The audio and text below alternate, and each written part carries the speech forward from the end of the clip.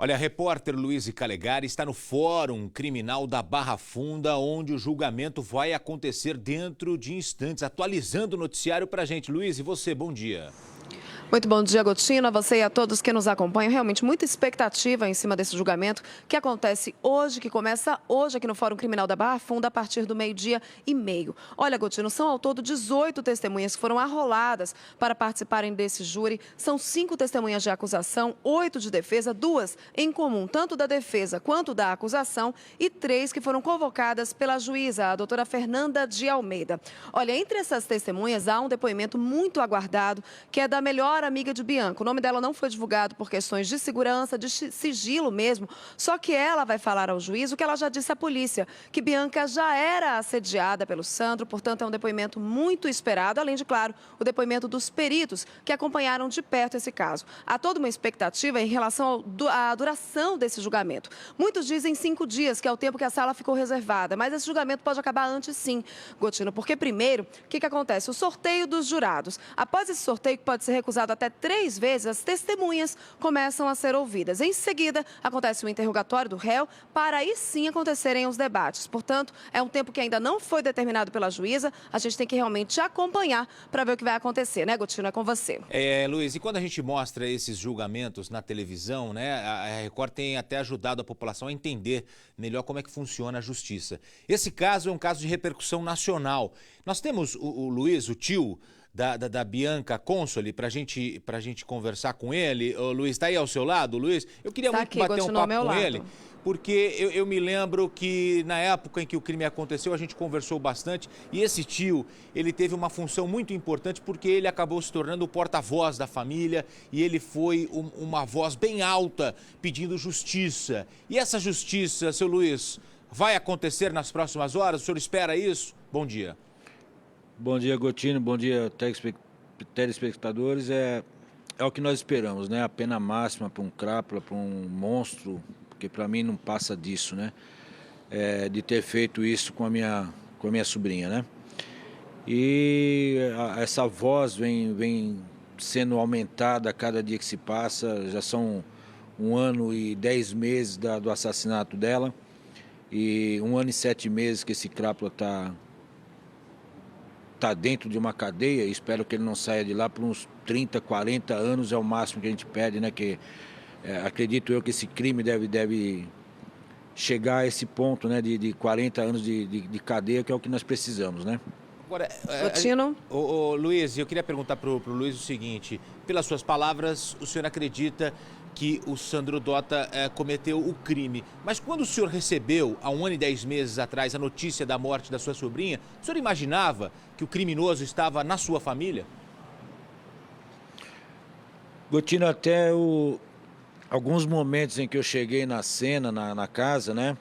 Quando eu recebi essa notícia, eu não conhecia pessoalmente, fisicamente, a pessoa de Sandro Dota, né? Até não colocava ele como suspeito, até por não conhecê-lo. Momentos depois, uma certa hora da madrugada, a Dayana passando mal, eu fui incumbido, né, de levá-la ao médico, hospital do qual ela já tinha passado durante o dia. E lá eu comecei a ter informações sobre a conduta desse elemento, né? E a partir dali, as 5 pessoas que eu particularmente tinha como suspeito, que conhecia essas pessoas, não descartando essas pessoas como possíveis suspeitos, eu descartei todas elas, né? E a partir dali eu pedi para que o policial de plantão, Sargento Santos, começasse a trabalhar o nome de Sandro Dota. Uhum. Não acusando, até porque esse mérito da acusação não compete a mim, mas que trabalhasse como suspeito, né? Entendi. E aí começou a fazer o levantamento sobre a vida dele, e para surpresa nossa, da família, ele já havia puxado alguns anos de cadeia por um delito de assalto à mão armada, a desvio de carga de gás, para sustentar o vício de drogas dele, né? E a partir dali começamos a fazer uma investigação paralela, né? Extraoficial. E muitas coisas foram levantadas, né? A família levantou, principalmente o padrasto, né? Que foi o investigador oficial da família ali, vamos assim dizer, né? Correto. Então nos dividimos, eu, porta-voz da família, procurando colocar a Dayana e a Marta numa redoma para que a imprensa não chegasse até elas, até porque elas não estavam bem psicologicamente, né? E a Alessandra, a sobrinha, que é cunhada, começou a fazer um trabalho social, e eu, o Bruno, porta-voz da família na imprensa, né? E o Antônio, o investigador. Deixa eu fazer uma pergunta. Como está a ex-mulher do Sandro Dota, irmã da Bianca? Porque eu me lembro bem, quando a gente começou a acompanhar esse caso, e a Rede Record foi a primeira emissora a dar voz a esse caso, que depois ganhou repercussão nacional, eu queria que o senhor falasse como é que está a ex-mulher do Sandro, irmã da Bianca, porque a princípio ela não acreditava nessa possibilidade do marido estar envolvido, né? E o marido hoje é o principal acusado, tanto é que ele vai a julgamento, não foi condenado ainda, a gente tem que colocar aqui corretamente as palavras. Como está essa moça que passou por toda essa situação? Ela viu a irmã sendo morta e depois o marido sendo acusado pelo crime. Gotina, na época, né, nós até deixamos a Dayana um pouco de lado, porque ela servia como um leve trás, vamos assim dizer. Tanto para a família, trazia informações do Sandro para nós, quanto ela levava também para o Sandro, né? Então nós procuramos deixá-la de lado, até porque nós não queríamos que ele se tornasse um Misael da vida. E a ficha para ela só foi cair a partir do momento em que ele foi preso, ela culpando a família, porque a família estava trabalhando o nome do marido dela como principal suspeito. Mas a partir do momento em que ele foi preso, fizemos uma reunião na minha casa, onde ali nós começamos a colocar todas as informações para ela do que nós havíamos levantado sobre o Sandro Dota. E à noite, no Domingo Espetacular, saiu a matéria da perita, né, informando que pelo DNA do sangue da calça foi compatível com o material humano debaixo da unha da Bianca. 17 pontos de compatibilidade. E não tem por onde, né? Aí a ficha caiu 100%. Hoje ela voltou a ser desculpe, a Bianca não. A Dayana. A Dayana, que era antes da união com esse indivíduo, né, com esse elemento, voltou a ser uma pessoa bonita, porque até então ela não tinha aquela vaidade mais, ele proibia ela de ter vaidades. Voltou a ser a Dayana que todos nós conhecíamos antes, né?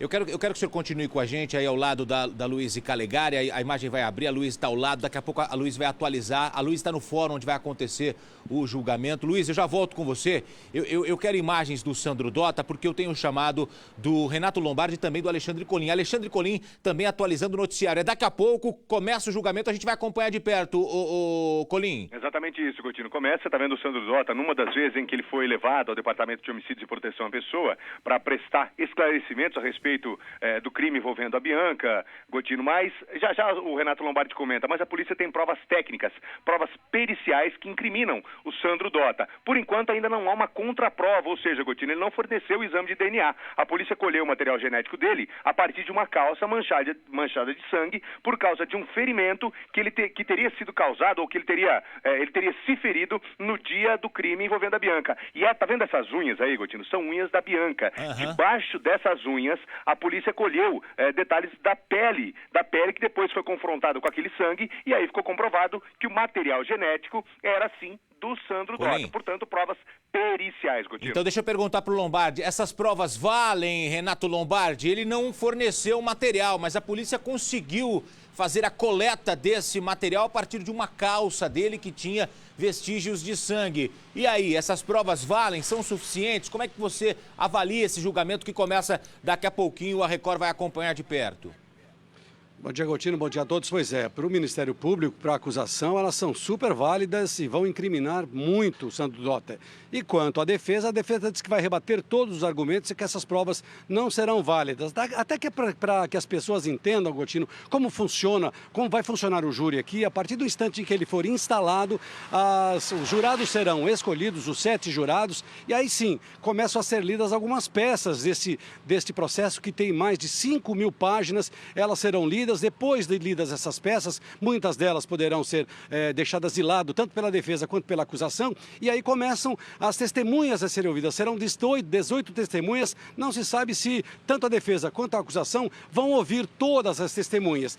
Conversando com o advogado de defesa de Sandro Dota, ele disse que ele vai rebater exatamente todos esses detalhes, inclusive o problema do DNA, dizendo que o cliente dele tem todo o direito de recusar, de não querer fazer o DNA, porque ele acha que não há necessidade, porque ele é inocente. A acusação montou, inclusive, um perfil. Quem é Sandro Dota? Quem foi Sandro Dota? Como ele se comportava? E essa testemunha que a Luísa Calegari disse, que é uma amiga de Bianca Consoli e que foi ouvida, ela deu detalhes muito importantes das queixas da amiga, dizendo que o cunhado a assediava e a assediava muito. Por isso são provas contundentes, tanto da defesa quanto da acusação, e o debate vai ser muito, muito importante. Eu acredito que seja no 3º dia do julgamento, Gotino. Por isso que, olha, o que me chama a atenção aqui no jornalismo da Record é isso. A gente mostra, a gente explica e em alguns casos, em algumas coberturas, a gente aprende e muito com o jornalismo da Record, a pessoa que está em casa entendendo como é que funciona um julgamento. Eu vou para o fórum, ao vivo, 6h51, 6h51, manhã de terça-feira, manhã fria em São Paulo, 12 graus a temperatura. Eu vou conversar novamente com a Luísa Calegari, vai atualizar o noticiário, ela já está na porta do fórum, ao lado do tio da Bianca. Esse tio da Bianca teve um papel fundamental e importante para dar notoriedade a esse caso, para que esse julgamento acontecesse, inclusive, o mais rápido possível. Olha, é um dos julgamentos mais rápidos que eu já vi, 1 ano e 10 meses.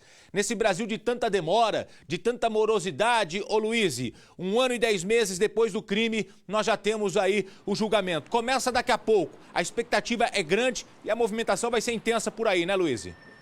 Com certeza, Gotino, principalmente quando chega perto do horário da chegada do réu. Normalmente eles chegam entre meia hora, 1 hora antes do julgamento, como é de praxe. Portanto, com certeza, muita expectativa para a chegada dele, inclusive para ver o que ele pode falar, já que ele alega a inocência. A gente não sabe se ele vai conversar com a imprensa. Os advogados dele ainda não se pronunciaram sobre isso. Mas a gente sabe que é um julgamento que foi um caso que chamou muito a atenção da população e é claro que é um julgamento que vai ser igual. Também chamará muita atenção de toda a mídia e de todas as pessoas que acompanharam esse caso.